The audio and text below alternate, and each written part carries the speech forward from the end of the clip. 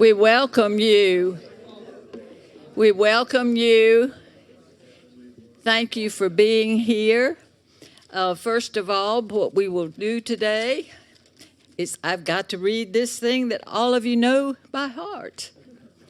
In the event that a fire alarm sounds, remain seated in the auditorium until directed by a Springmore staff member. They will tell you how to exit. Please exit in an orderly manner.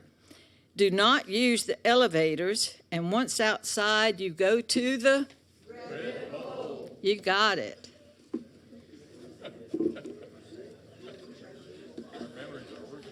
I would like now, I'd like to thank you for all being here. It's great to see you.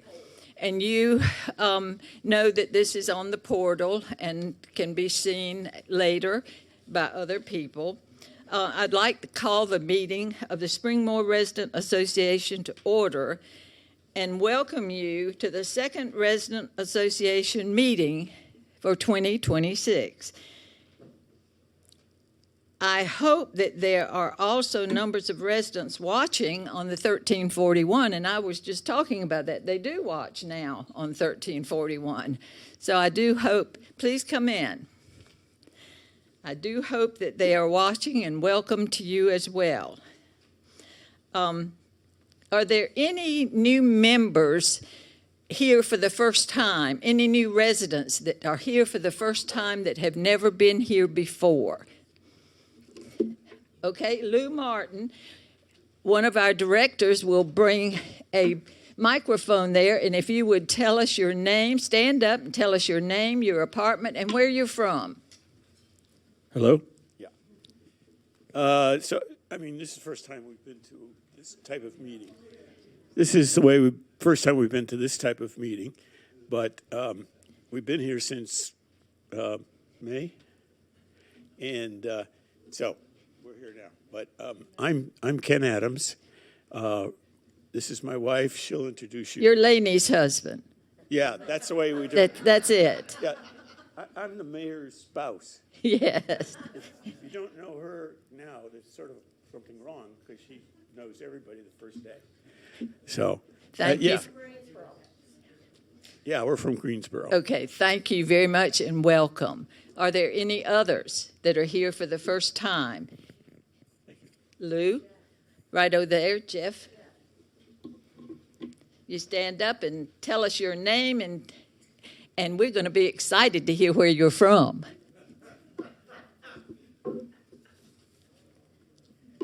Well, good afternoon. Thank you all for coming. I appreciate your coming to meet me. My name is Jim Bundy. I'm the past president of the association, for those who don't know that. Isn't that right? Oh, no. No, Jeff. Okay. My name is Jeff Mann. I am a Raleigh native, and I am a Springmore legacy. My mom and dad were here for 18 years. So, looking forward to winning a door prize. Very good, Jeff. Welcome. We welcome all of you, and you know that all residents are members of the Residents Association. Before I turn this over to Dave Gospodarik, there are a couple of things, or Brad Dilday, excuse me.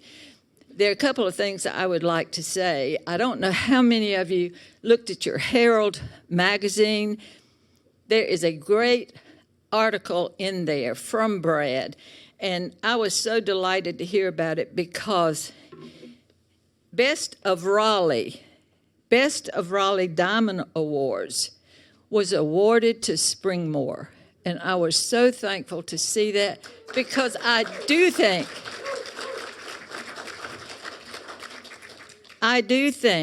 that we are the best one in the area. I just love it. Always have. My mom was here long time. I also would like to thank the management and the staff for all they did for us during this storm. Yes, absolutely. Thank you. I don't know how many of you saw some of the management with hairnets on, with gloves on, and there were others that were driving cars to bring the staff in. And the management allowed the staff to stay here, 70 to 90 of them, spent the night in different apartments and guest rooms to be here to help us all. And I do appreciate that, and I know that you do too. It is now my pleasure to introduce Dave Gospodarek, Vice President, who will... I'm sorry, Brad. I keep forgetting you, hon. That's okay. You I'll be come quick. next. That's all right. I'll be really fast. And then I'll come And back. then we'll go to Dave. Yeah, then we'll go to Dave. Hey, thank you, Ms. Smith. Yeah, I'll be really quick, but kind of in alignment with what Ms. Smith was mentioning. It's been a whirlwind couple of weeks, but a lot of staff members stepped up in different areas, contributing different departments that they don't normally work in, and I'm super appreciative of all the efforts, and I've tried to do my part to make sure they're recognized and appreciated, but I want to remind you all, and it was in the most recent Herald, the new kind of employee recognition that we have going on. That's a new initiative for 2026 where we'll be recognizing staff members from different departments as kind of a Springmore management recognizing their staff members. But it is, I want you all's input, and there's some forms around campus and a box at each desk at South Village and at North Village at the front, kind of the front desk, where you can submit nominations for Employee of the Month. That will be a resident nominated, and there'll be a winner announced each month from that, 2 winners. So I just wanted to make sure that if you did see people, now department heads can't win, unfortunately they're not eligible, but the staff that you saw that stayed here, that contributed in different ways in the dining room or shoveling snow and all the different things that they did, if you noticed someone that stood out, please make sure you put in a ballot for them so they can be recognized, and then continue with that throughout the course of this year so that we're able to have our staff recognized for all the outstanding things that they do. So thank you, and have a wonderful afternoon. Thank you, Brad, for everything that you do, too. Now, it's time for Dave Gospodarek to introduce our very good program.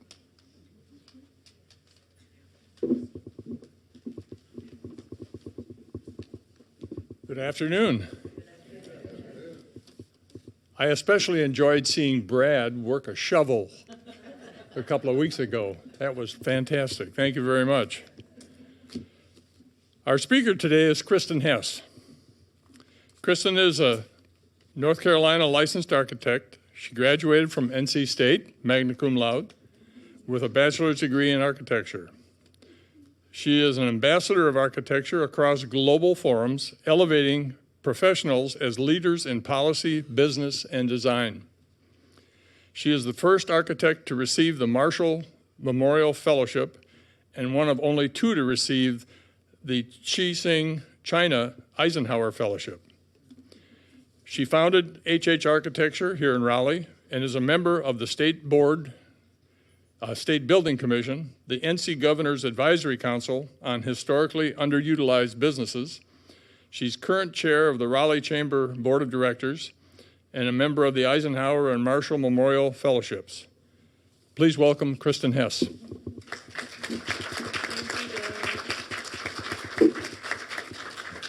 Good afternoon, everyone. Thank you for having me. I'm so glad to be with you today. Can you hear me okay? Okay, great. All right, so I am an architect. I'm a practicing architect. I do not teach, and I am not a historian. I think this presentation is got a lot of history in it, and I want you to know I am not an architectural historian. Is anyone in this room a historian? Or an architectural historian? Okay. I did get my information on my historic buildings from a local historian named Ruth Little, and also from raleighhistoric.org. So if you want to check any of my facts, and I can share that website with anyone who's curious, or my notes with anyone who's curious about things. But what I wanted to do was just celebrate some of my favorite buildings in Raleigh. And some of those I did not design, and some of them my firm did design. So I'm going to kind of have a mix. just a little bit about my firm, HH Architecture. We're 42 people, and we're in one office, and we're located right off of Wake Forest Road on Dresser Court. So if you're going north on the Beltline, then St. Albans, and the next street is Dresser Court. And we're back in there. And our firm is 21 years old. I founded it with a 1-year-old 21 years ago. He's about to turn 22. And these are the types of projects that we focus on: discovery, wellness, recreation, civic service, and life sciences. So I don't know if anybody has ever gone to the senior center at Whitaker Mill or the senior center in North Raleigh, the Ann Gordon Center.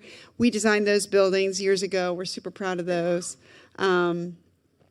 And these are our core values: show up, listen with empathy, and speak with honesty, be inclusive, collaborate and inspire, be of the community, and have fun. So this is how we approach projects.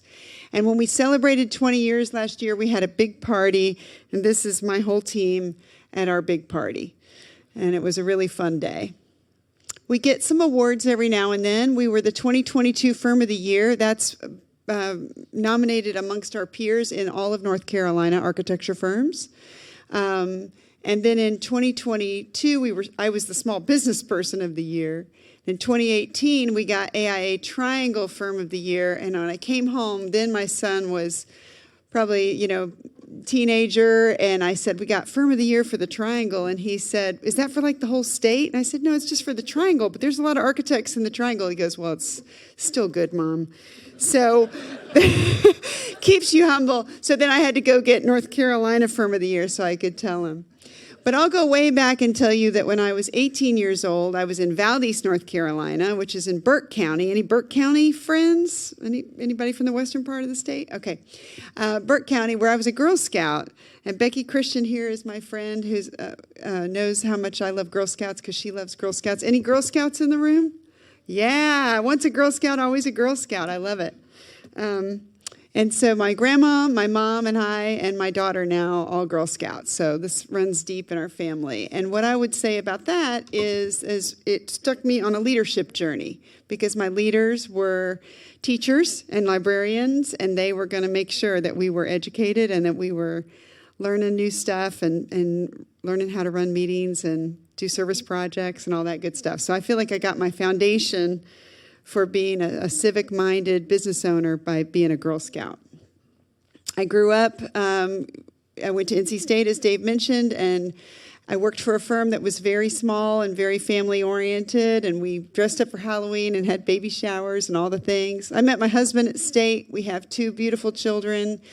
Ethan, the boy, is now the almost 22-year-old, and Lauren, the girl, is now 17 and a senior at Enloe High School. So when I started the company, I had a business partner at the beginning, and my very first employee was my dad. You can see my dad here holding the money. My dad's a finance person, and he was my most trusted advisor then, and he's my most trusted advisor today. He's still very much active in the business, even though he'll tell you he's mostly retired. And this was our first little starting out building on St. Mary Street, just a block south kind of Broughton High School. And we transformed a building in the warehouse district as our second building, and that's this one. And now we're on Dresser Court, and so in North Raleigh, or Midtown they call it. And so I'll start with a quote from Juliette Gordon Low, the founder of Girl Scouting. "The work of today is the history of tomorrow, and we are its makers." And I think that's true for Girl Scouts, and it's true for architects. And so I'm here today to just share with you some of my favorite buildings in the city of Raleigh. And so we'll start at the beginning. Raleigh, before Raleigh was even a city, there was the Joel Lane House. Have y'all been to the Joel Lane House? Super cool, right? And my daughter went there for summer camps and learned how to make candles and hoe cakes and all the wonderful things. So I'll put my glasses on. This building dates from 1760, so way before Raleigh was a city. And of course, Joel Lane is considered the father of Raleigh. And so he's the one that sold the 1,000 acres of land to the city that became our city that it is today. And another early house, the Mordecai House, wonderful place. Joel Lane built this house for his son Henry. It's named for Moses Mordecai, who married into the Lane family. It's a Greek revival. It's 1785 and then 1826, depending on the structures. And they've done a wonderful job of keeping that alive. I think it's so fun to visit there. And then we come into Raleigh itself, 1792. William Christmas was a surveyor and designed the layout for the city of Raleigh with all of these wonderful squares. As you well know, who's a Raleigh native? I know we've already heard from several people. We've got lots of Raleigh natives, yes. Wonderful. So this plan was intended to make walking to schools and businesses and parks more convenient. And I certainly love that we're a city of parks, city of oaks. And I would say that you know that most of these squares are no longer squares. We still have Moore Square and Nash Square. But Union Square is now the state capitol. Burke Square is now the executive residence. And Caswell Square has multiple government buildings on it. But that's how we started as a city of parks. And I still think we do a good job with our park system. The Andrew Johnson House, let's go to the Andrew Johnson House. Andrew Johnson House is from 1808. It's been relocated 3 times, and it was placed at Mordecai's property in 1975. It's a tiny little gambrel-roofed building. It was the detached kitchen, and it was home to 4 members of the Johnson family when it was built. This building, I think, is really lovely. This is now shoehorned in downtown. You can't really see it as well as you used to, but this is the very first State Bank of North Carolina, the oldest surviving financial building. And it was dated 1813. Now it's owned by the State Employees Credit Union. It's a lovely federal building, Greek Revival style. And then we have our beautiful state capitol, built between 1833 and 1840. This is one of the country's most famous neoclassical structures. I do think that they have done a wonderful job of preserving it. I know there's a preservation society that works really hard on it. I think they just put a new roof on the Copper Dome. This building was burned in 1831, but rebuilt, of course, and it's just beautiful, I think. It's something to be really proud of downtown. And then on Shaw's campus, we have the historic Esty Hall. This was built in 1874, and this structure was built for African American women. And it's one of the oldest surviving on Shaw's campus, or maybe the oldest surviving on Shaw's campus. And they've done a really good job of taking care of this one too, I think. So I think we've done a good job of saving some buildings. There's a couple we've lost for sure. And then you have the governor's residence, executive residence, and this one was built between 1883 and 1891. It's, of course, now on what was Burke Square. The architect was Samuel Sloan of Philadelphia, and he had an assistant, Gustavus Adolphus Bauer. And it's been the home of the governor since 1891. I can tell you this building, I've spent a lot of time in this building doing studies. Our firm is on call. So if anything is going wrong with this building, we get a call. I personally get a call on my cell to come over there and look at whatever it is. So I've spent time in the basement and the attic and checked out rotten boards and all kinds of things in this building. And it just needs constant repair. It is just in need of constant repair, but it is lovely. And I think it's just so wonderful that they open it so often. Do y'all go down ever when they open it up? I just love that. It's just so nice. Oh, yes, sorry. I would call it a Queen Anne. This is a Queen Anne. It's got... Well, I think that's true. I think you could say that as well. I think that's true. Because you've got all that little detail with all the wood and everything. And then there it is in all its glory in the holidays. Real slate on that roof, just wonderful. And this building was originally built for the school for the blind and deaf It's now referred to as the Old Health Building. It has government offices in it now and some laboratories in the basement.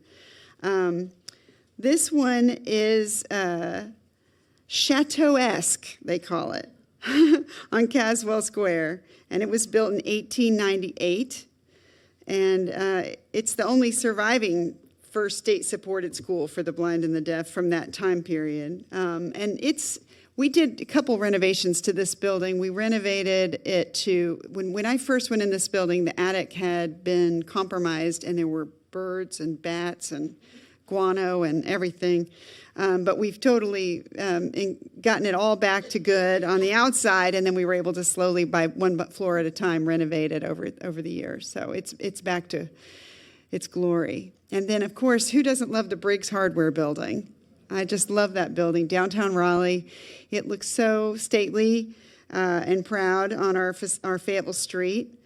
Late 19th century commercial building. It's built in 1874. It was Raleigh's first skyscraper. It's got a massive lion head on its entablature with a curvilinear pediment. And it's been renovated to be offices. Historic Preservation Foundation is there, Preservation, North Carolina, and they have Raleigh City Museum there. So I think that's just a wonderful place. Let's see. Let's transition to Dix Park for a second. How many of you have gone to Dix Park lately? Have you seen all that they're doing? It is fantastic. And as you know, when Dix Park started, it was, of course it was plantation, and then it became farmland, and then it became this very, very modern facility to house as a psychiatric hospital. To the most vulnerable patients, it was supposed to be a place of rest, training, healthcare innovation, and it was really based on getting the patients outside as opposed to being, kind of in a dungeon like before. And, I think the establishment of the hospital was 1848. And in its heyday, Dorothea Dix comprised of 282 buildings, 2,354 acres of land, and they served a patient population of 3,000. The staff worked around the clock, 7 days a week, and numbered at least 2 to 3 times that many as the patients. The working farm was 1,300 acres, and that farmland is now Centennial Campus of North Carolina State University. Go Pack. Our firm has done extensive site assessments at Dorothea Dix. We've got old buildings like this that the city's trying to make sure they're safe, because DHHS, Department of Health and Human Services, has moved out. And so there's a demolition of about 500,000 square feet, but there's a lot of renovation for about 500,000 square feet of restoration. The chapel is a really great success story. It has been fully renovated. It is really beautiful. It's a mid-century modern. It's got decorative wood and rose stained glass windows. The garden is really small and lovely.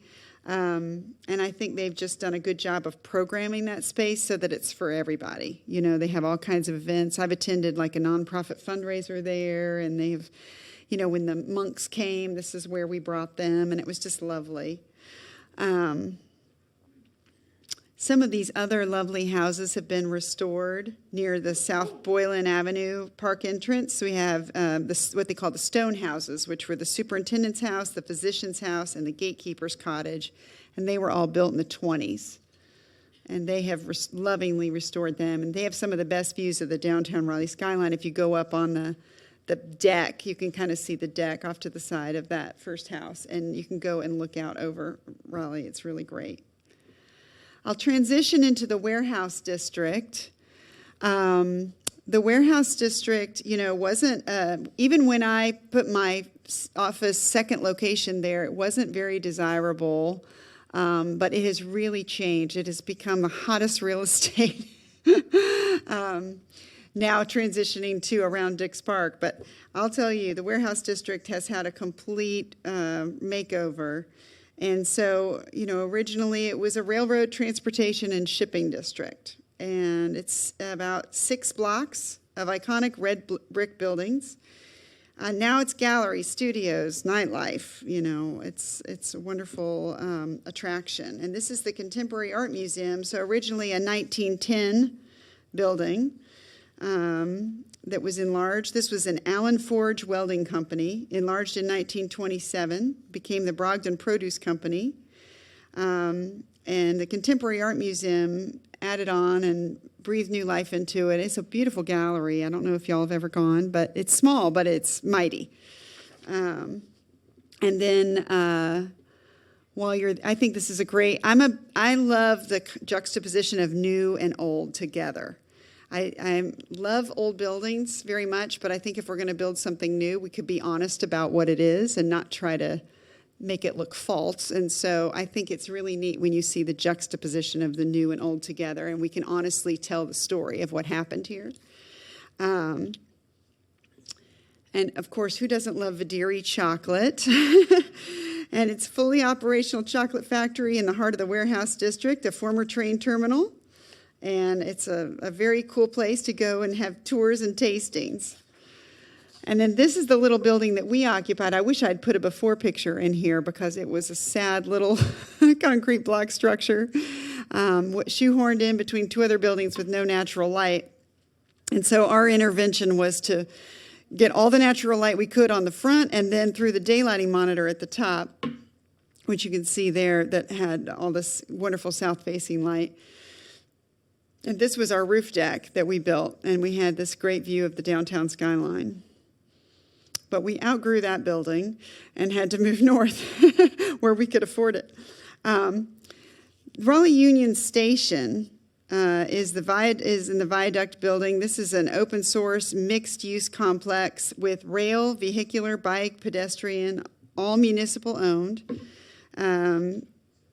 It's a very urban space. I've attended a lot of parties and events there. I've gone there to take the train or to pick people up who were coming on the train.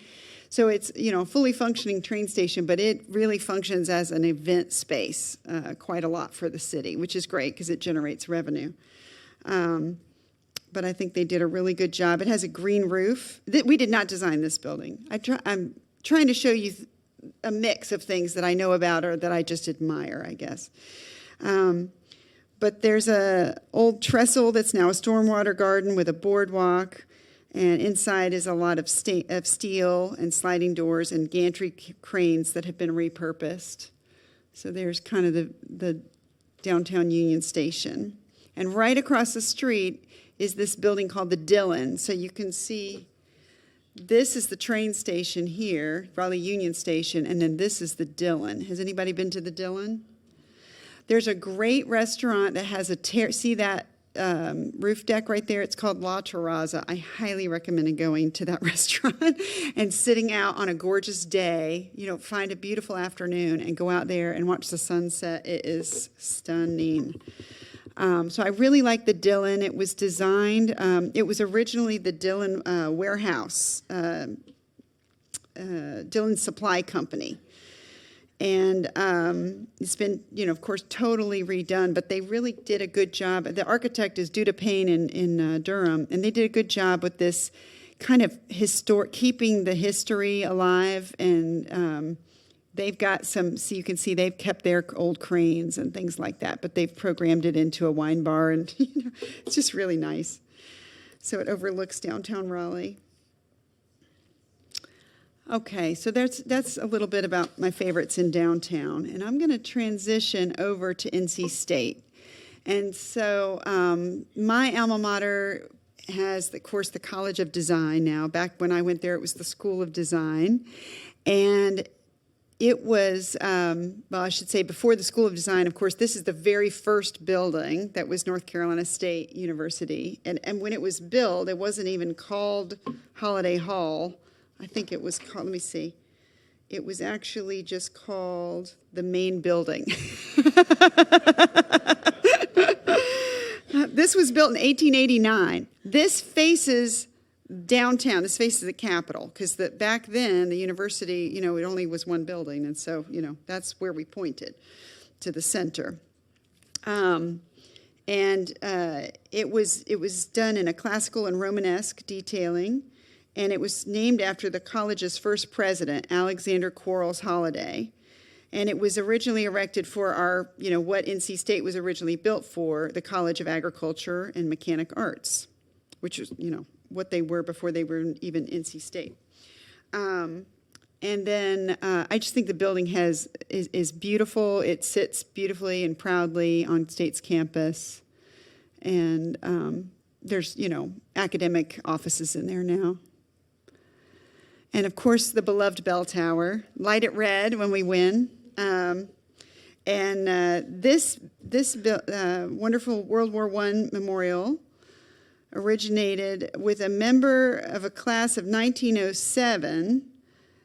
Vance Sykes and other alumni formed a planning committee and hired William Henry DC to design this tower as a memorial to the entrance of campus. And so it became, the first cornerstone was laid in 1921, and then it was added onto in sections, 24, 25, and 26. Construction was halted during the Great Depression, and then again during World War II. Stonework was finally finished in 1937. I had no idea it took this long to get this structure built. I just didn't know that detail until I looked it up, thanks to the Federal Works Progress Administration. The construction was $150,000, and the tower is made of 1,400 tons of granite, and it's set on a 700-ton concrete base. It's a Romanesque and Gothic, vertically reminiscent of towers of West Point. That's what it was patterned after. And I think you all probably know this, but for a long time, it didn't have its real bells. It just had a recording playing, and in 2020, they put in real bells. And so now it actually chimes with real bells. And there's you can look it up on the internet and see videos of them forging the bells, and it's really neat. Each one of these, I felt like I could just go down this rabbit hole and be in it for days. And so NC State, being this wonderful institution, recruited this funny guy named Dean Henry Campheffner. And he became the dean of the college, or then the School of Design. And he worked with famous architects like Frank Lloyd Wright and George Matsumoto. And so this is Campheffner's house, and he became the first dean of the school. And there's lots of stories when you get there talking about Dean Campheffner and what he was like. What I will say, this house was built in 1950, and it had a small addition done in 2003 by Robert Burns, who actually taught me. But Campheffner and the College of Design began to recruit talent toward the modernism style, the modernist style. And so here's the Matsumoto House, which is really famous, and there's several of them in Raleigh. And if you've driven around the old neighborhoods, you see so much evidence of the modernism influence, and that's all because of NC State's influence and the College of Design's influence. And I didn't put in here the Catalano House. Anybody remember the Catalano House? And I wish I had that in here. I thought of it in the middle of the night. The Catalano House has been torn down, but it was a beautiful, kind of a sweeping modern, looked like a wings taking flight house. Really cool. But everything was about connection to the outdoors, modernism, connection to the outdoors, lots of windows, lots of honesty in its design, and not a lot of ornamentation. Very functional, very useful. Not a lot of waste. Everything was thought about in terms of the building materials and so forth. So I get really excited about the old modernist style. Matsumoto was done in 1954. It had that sort of chunky base and then the light top. And it was like a little tree house,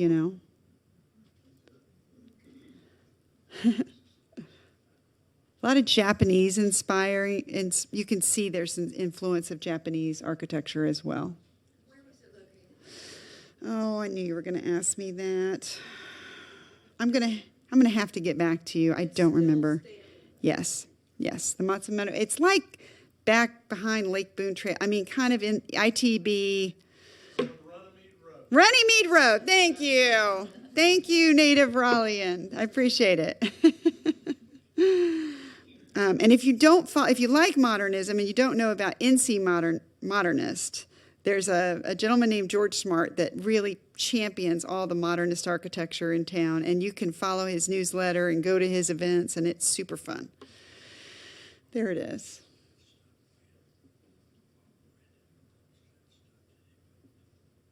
And I just have to give a plug for my church. So, and Dave's church. Anybody else a member of St. Giles here? I was. You were. Okay, that's right. So St. Giles Presbyterian Church was designed by a really famous architect named Harwell Hamilton Harris. And he was recruited here again by Henry Camp Hefner to teach at the school and live and work here. But this is one of his most significant projects.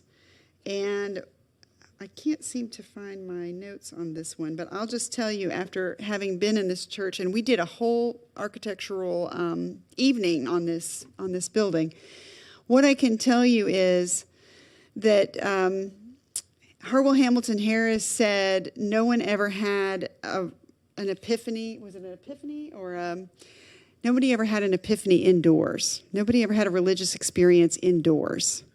And so the connection to the outdoors was super important.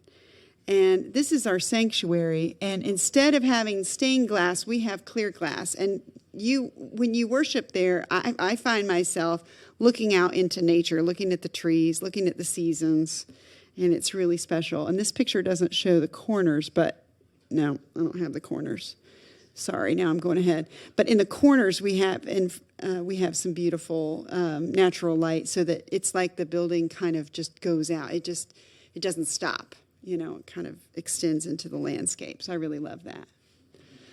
And I want to touch on the Village District. Who grew up going to the Village District and having fun? I know it was called something different back then. Yes, it was called Cameron Village. The Village District was the very first planned community that was developed here in Raleigh. 1947, when J.W. York and R.A. Bryan bought 158 acres of undeveloped land 2 miles west of downtown Raleigh, really close to NC State University. And the village was a shopping center, apartments, single-family homes, and it opened in 1949 as Cameron Village and became the premier shopping destination. And I would argue it's still premier today. It was an open-air shopping mall, but unlike a strip mall. Everything was divided into blocks. Some things were on 2 levels. Several decks were built in the 60s, but some were removed after that. And in the 70s, the Village Subway, anybody go to the Village Subway? Was the underground area. It was formerly a bomb shelter in the Cold War, converted into an entertainment and music venue that included shops and restaurants. I've heard people say they went on dates and, lots of great, who they saw and what they experienced there. Now it's currently below the current Fresh Market and the Oberlin Library.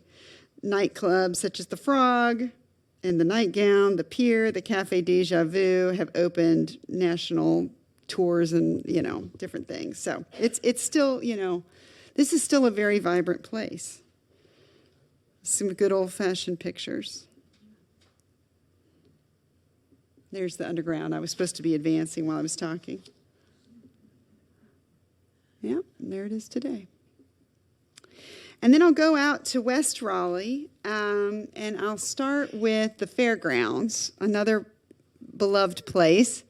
And the old commercial and education buildings were originally built in 1928 on the Historic Register, of course. And the Agricultural Society had 3 prior locations before coming to this location at the State Fair.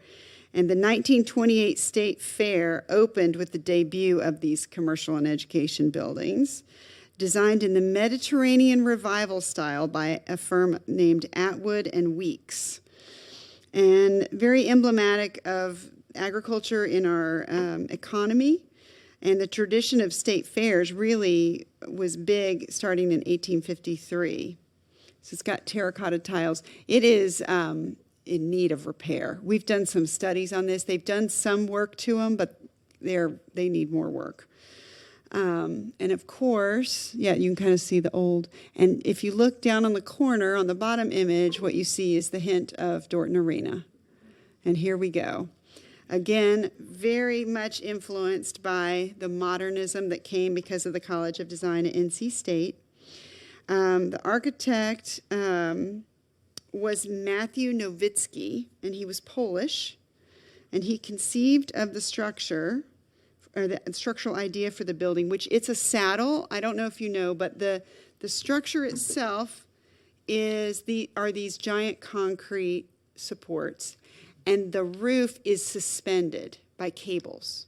And if you go in there, you can see there's just a network, a grid of cables, and it is literally hanging in between those two giant supports in a saddle form.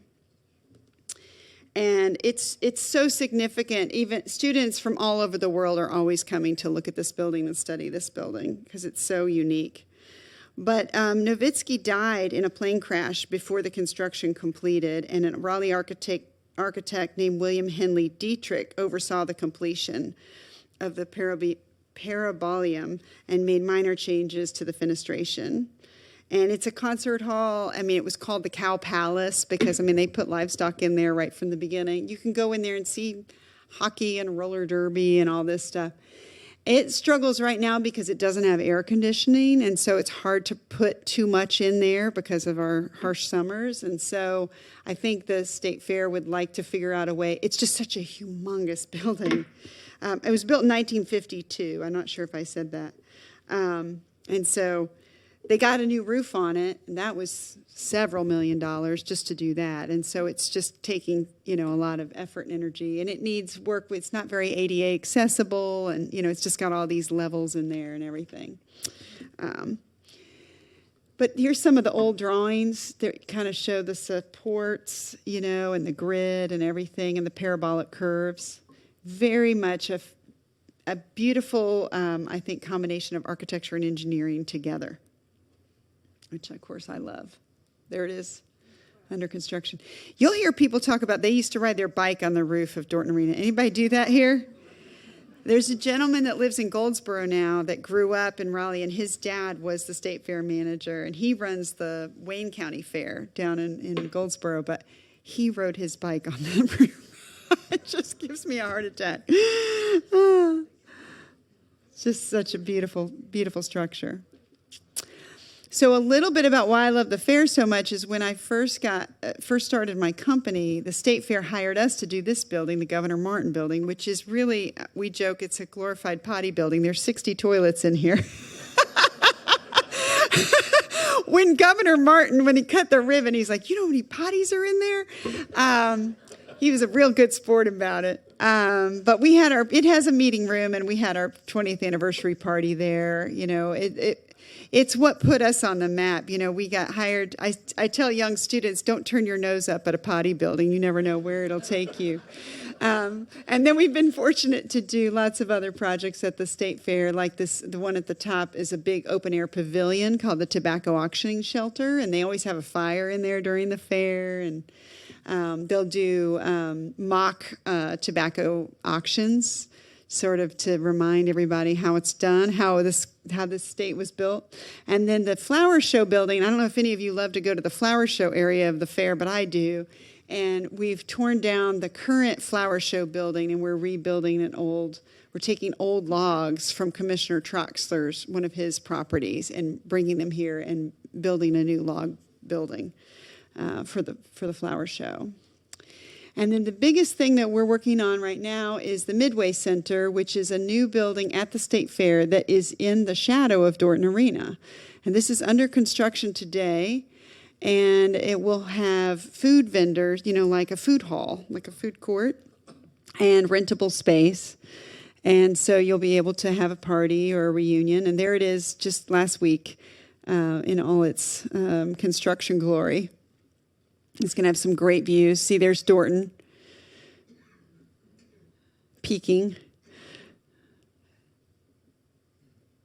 This is a building that's out on Reedy Creek Road. This bears the name of Steve Traxler. This is a lab science building with offices as well. We completed this one in 2022, and this building is about 230,000 square feet. And what I love about this building is the people that work in it are saving our lives every day. So they're scientists who used to work in absolute dungeons of basements of buildings that were filled with asbestos and vermin and mold and all terrible air quality. And there was a Connect NC bond in 2016 that funded this and consolidated all 5 departments. They're all in the Department of Ag, but they do very different things.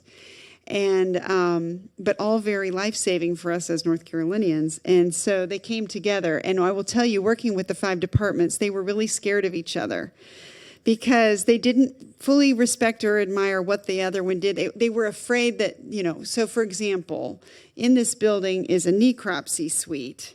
This is the lobby, not the necropsy suite, but there's a necropsy suite where they will do an autopsy on a dead animal to find out what it died from, because it might really be important to our economy if it was an avian influenza or something really bad with our pork products or whatever.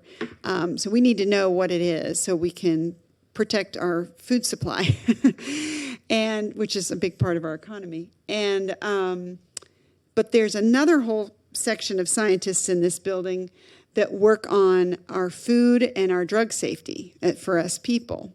And so there was a fear that what if the dead animals bring germs in that then contaminate the tests that we're running on, and mess up our science. So what I will tell you about that is they all get along fine now, but we had to work with, as you know about any consensus building, we had to bring different groups together, and they had to kind of work through it.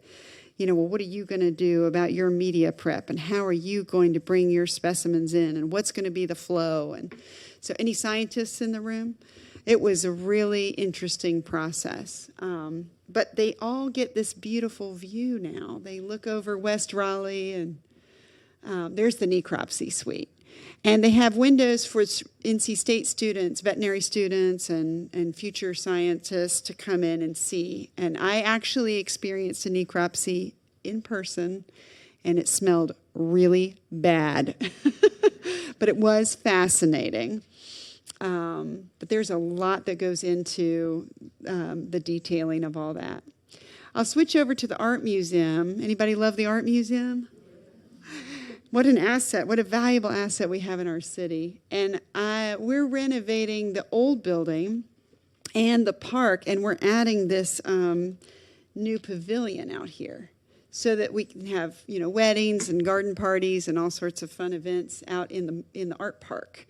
But what right now is, if you're walking in the art park and you want to go in the old building down here, you really can't get in. There's nothing there. And so we're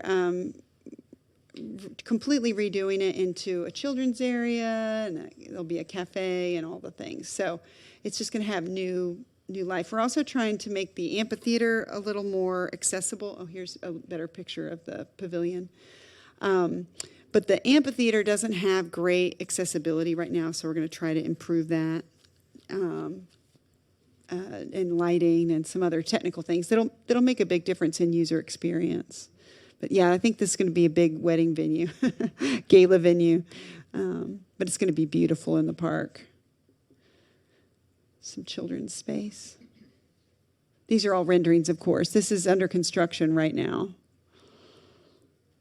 And the last thing I'll leave you with is, has anybody been reading about bus rapid transit?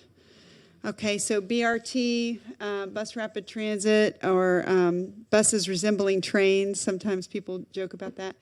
Well, we're starting new bus rapid transit in downtown Raleigh, and I went to Richmond and rode one and saw how it worked, and it's just supposed to be more reliable and a faster, better bus system, and a lot cheaper than a train. And they've got them planned for all 4 directions of Raleigh, out to Wake Med and downtown, and out to Cary and downtown, and south and north. And I think they're doing them in a clockwise, starting with the sort of out to 3 o'clock, and then going down to 6 o'clock, and then going to 9 o'clock, and then doing 12.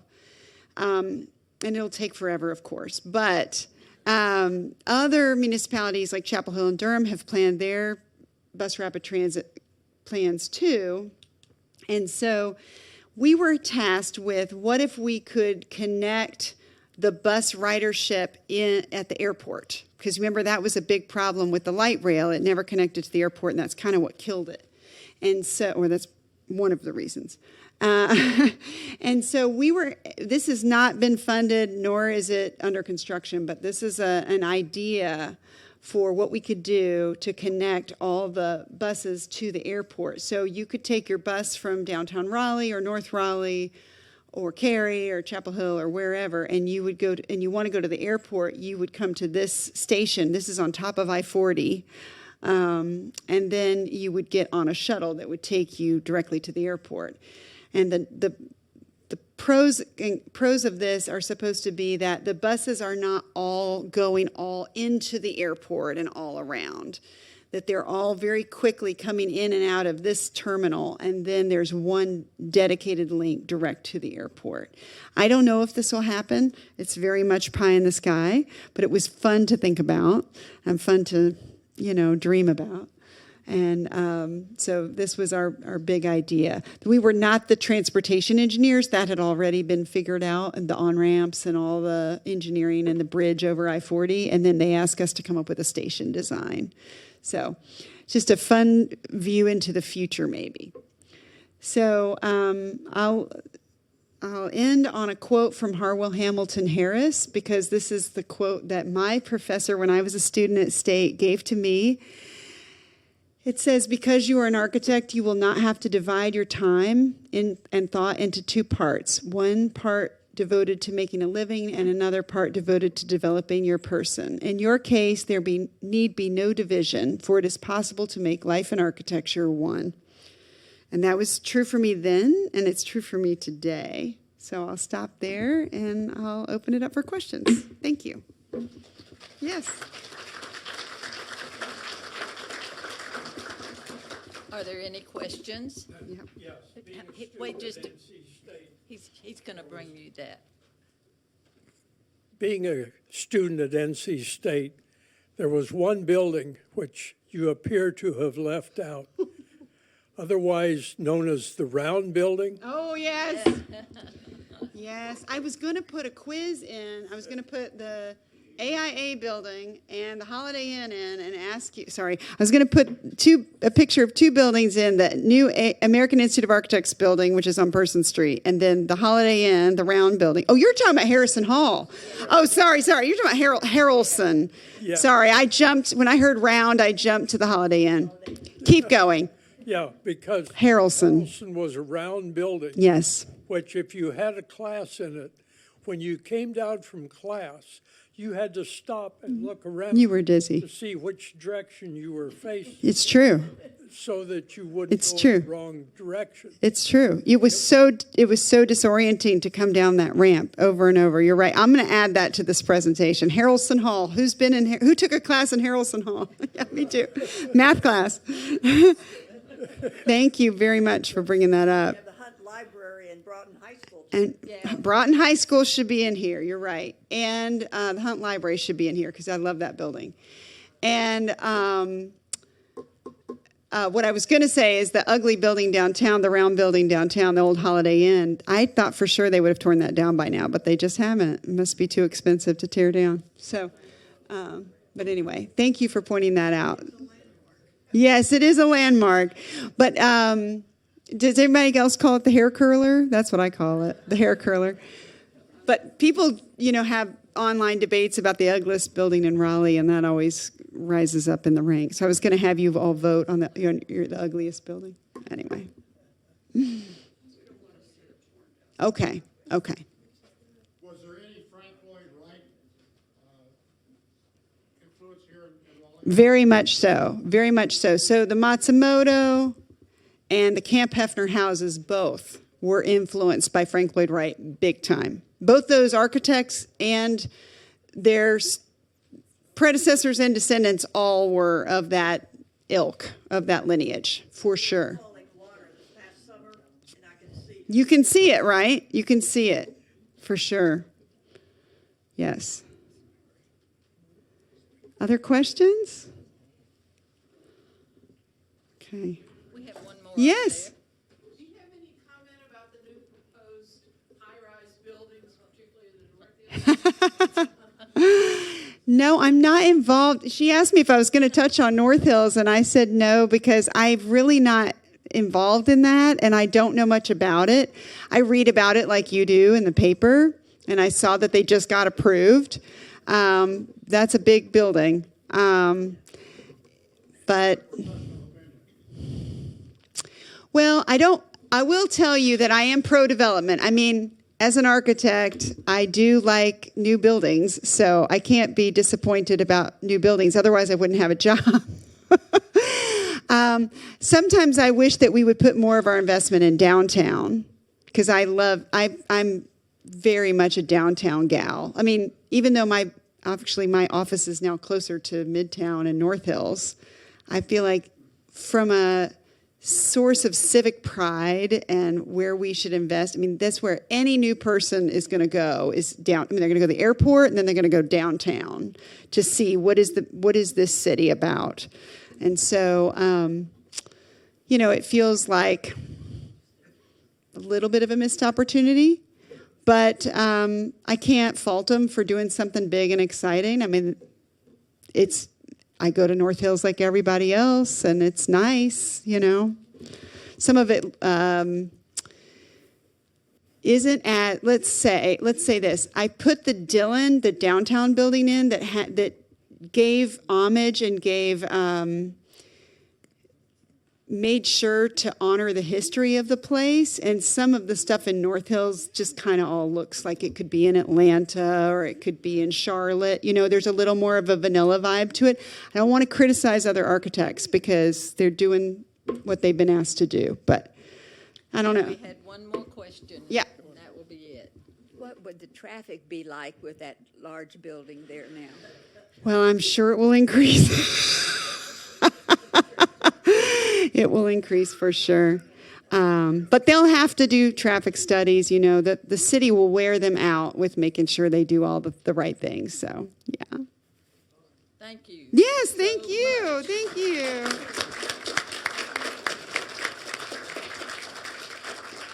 I'm a Raleigh native, but that was interesting to me. It really was.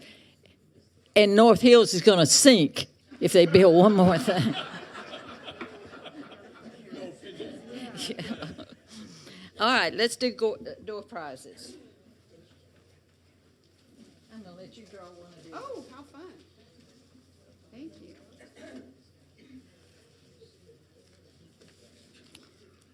147981 on the blue.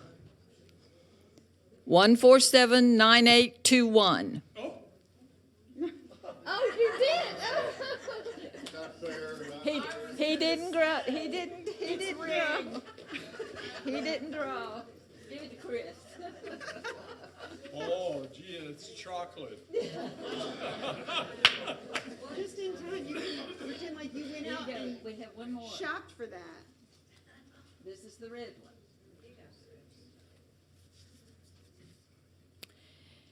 02622. Okay. Missed it by one. Here we go.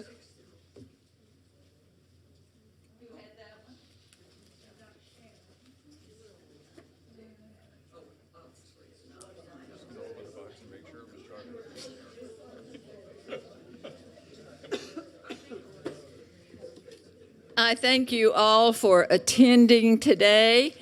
And just remember that next month, March, I think it's March 9th at 3 o'clock right here, the questions that you have submitted will be answered by the management. And I look forward to seeing you all here then, and thank you for coming. This is adjourned.